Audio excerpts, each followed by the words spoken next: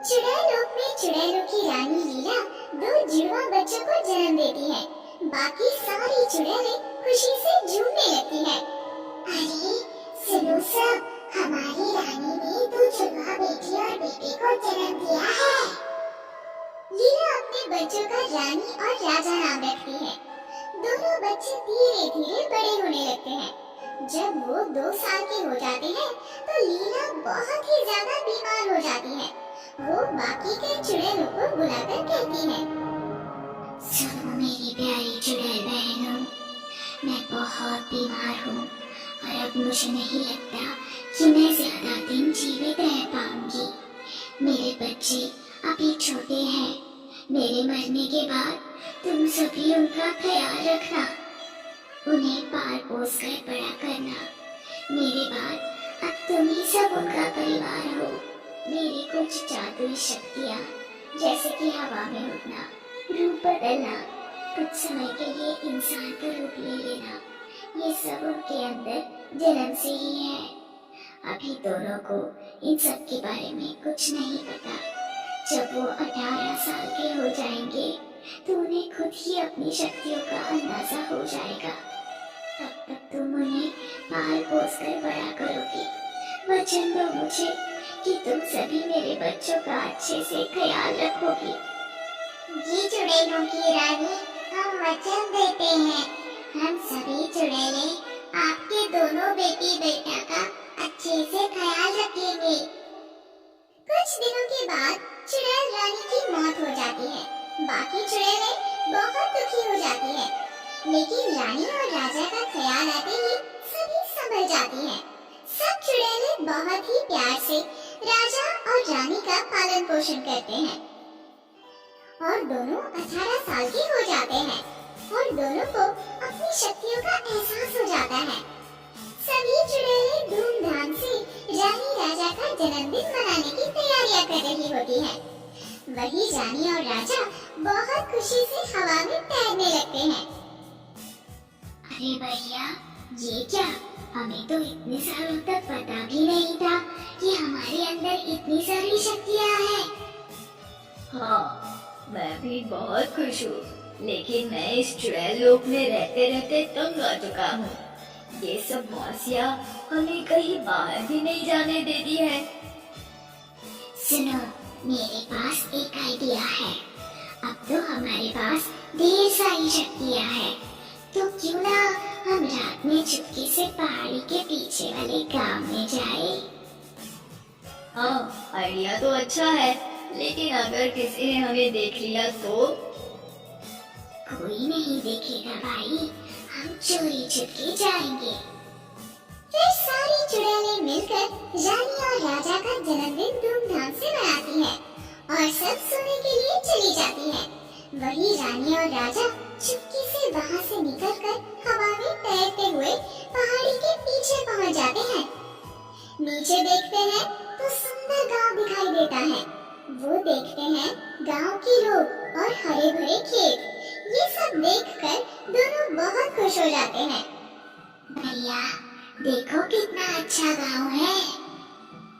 हाँ, और वहाँ देख कितनी सुंदर सुंदर लड़कियाँ भी हैं। देखो, उनके कपड़े कितने प्यारे हैं भैया। क्या फायदा ये सब का? हमारे नसीब में तो ये सब है ही नहीं। हम तो बस ये सब यहाँ ऊपर से ही देख सकते हैं। बस हम नीचे गए तो सब हमें देखकर डर जाएंगे। तो हम सब इंसानों वाला रूप लेकर जाते हैं ना भाई, फिर कोई हमें नहीं पहचानेगा। फिर दोनों रूप बदलकर सुंदर सा लड़का और लड़की बनकर गांव में घूमने लगते हैं और कुछ देर के बाद दोनों अपने चुड़ैल लोक वापस चले जाते हैं। राजा को गांव बहुत पसंद आता है। अगले दिन राजा फिर से गांव में जाने के लिए तैयार हो जाता है। अरे भैया, आप ये क्या कर रहे हो? आज फिर से गांव में जाने वाले हो क्या? हाँ, आज मैं फिर से जा रहा हूँ। मुझे वो गांव बहुत पसंद आया है। लेकिन भैया, हमारा रोज रोज उस गांव में जाना ठीक नहीं है। अगर किसी ने देख लिया तो मुसीबत हो जाएगी। अरे मेरी बहना, कुछ नहीं होगा, मैं जल्दी आता हूँ। ऐसा कहकर राजा चला जाता है। वो ऐसे ही रोजाना रूप बदलकर गांव में जाने लगता है, गांव के लड़कों से दोस्ती करता है और सारा दिन उनके साथ घूमता और मस्ती करता है। और उसी गांव की मुखिया की लड़की से भी उसकी अच्छी दोस्ती हो जाती है और धीरे धीरे दोनों में प्यार होने लगता है। वही एक दिन सोनिया अपने प्यार का इजहार राजा से कर देती है। सुनो ना राजा, मैं तुम्हें अपना दिल दे बैठी हूँ। मैं ना तुम्हें अपना दिल का राजा बना बैठी हूँ। मैं बहुत दिनों से तुमसे ये बात कहना चाह रही थी, लेकिन कह नहीं पा रही थी। पर अगर मैंने अब नहीं कहा तो देर हो जाएगी, क्योंकि बापू की तबीयत खराब रहने लगी है और वो घर जमाई ढूंढ रहे हैं ताकि वो मेरी शादी उससे करवा दे और मैं बापू के घर ही रह जाऊं। मैं तुमसे बहुत प्यार करती हूँ राजा, क्या तुम भी मुझे चाहते हो? हाँ सोनिया, मैं भी तुमसे बहुत प्यार करता हूँ। तो ठीक है, मैं आज ही बापू से तुम्हारे बारे में बात करती हूँ। मुझे यकीन है वो मना नहीं करेंगे। फिर राजा खुशी से चुड़ैल लोग वापस आ जाता है और खुशी के मारे उसे ये एहसास नहीं होता कि वो एक चुड़ैल का बेटा है और सोनिया एक इंसान है। उन दोनों की शादी नहीं हो सकती। तभी राजा को नाचते हुए देख जानी उसके पास आती है। अरे भैया, क्या बात है? आज तो आप बड़े खुश नजर आ रहे हो। तभी राजा सारी बात रानी को बता देता है। लेकिन भैया, ये शादी कैसे हो सकती है? आप तो एक चुड़ैल का बेटा हो, आप एक इंसान से शादी कैसे कर सकते हो? वो चुड़ैलों के लोक में कैसे रहेगी? आप हमेशा के लिए आदमी तो नहीं बन सकते। कभी ना कभी तो सच्चाई सामने ही आ जाएगी। फिर तुम क्या करोगे? हाँ, लेकिन मैं सोनिया के प्यार के आगे सब भूल गया था। मैं उससे बहुत प्यार करता हूँ, मुझे बस सोनिया चाहिए, बस। अब तक सोनिया ने मेरे बारे में अपने बापू को सब बता दिया होगा। मैं उसके बिना नहीं रह पाऊंगा। अब तुम ही बताओ बहन, मैं क्या करूं? क्या इस समस्या का कोई उपाय नहीं है? एक ही उपाय है। हम चुड़ैल लोग के गुरुदेव से जाकर मिलते हैं। वो पहाड़ की उस चोटी पर रहते हैं। अब तो वही कुछ कर सकते हैं।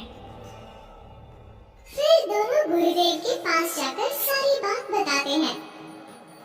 मैं समझ गया बेटा, तुम उस लड़की से प्यार करते हो और प्यार की कोई मर्यादा नहीं होती। तुम्हें घोर तपस्या करनी होगी, तभी तुम मनुष्य रूप ले पाओगे। लेकिन ध्यान रहे, अगर तुम एक बार मनुष्य बन गए तो तुम कभी चुड़ैल लोक में वापस नहीं आ सकते और तुम्हारी सारी शक्तियाँ भी चली जाएंगी। जी गुरुदेव, मैं हमेशा के लिए मनुष्य बनने के लिए तैयार हूँ और तपस्या के लिए भी। फिर राजा तपस्या करना शुरू करता है। वहीं बाकी के चुड़ैलों को ये बात अच्छी नहीं लगती, जिसके कारण वो राजा की तपस्या भंग करने की बहुत कोशिश करती है। लेकिन रानी अपने भाई के सामने ढाल बनकर खड़ी रहती है और अपने भाई के लिए चुड़ैलों से लड़कर उसकी रक्षा करती है। रानी और बाकी चुड़ैलों में बहुत बार लड़ाई होती है, लेकिन रानी डटकर उन सबका मुकाबला करती है और राजा की तपस्या पूरी हो जाती है। राजा हमेशा के लिए आदमी बन जाता है। फिर रानी अपने भाई को उस गांव में छोड़कर वहां से लौट जाती है। वही राजा सोनिया से ब्याह करके खुशी खुशी रहने लगता है। वही रानी कभी कभार अपने भैया भाभी से मिलने आया करती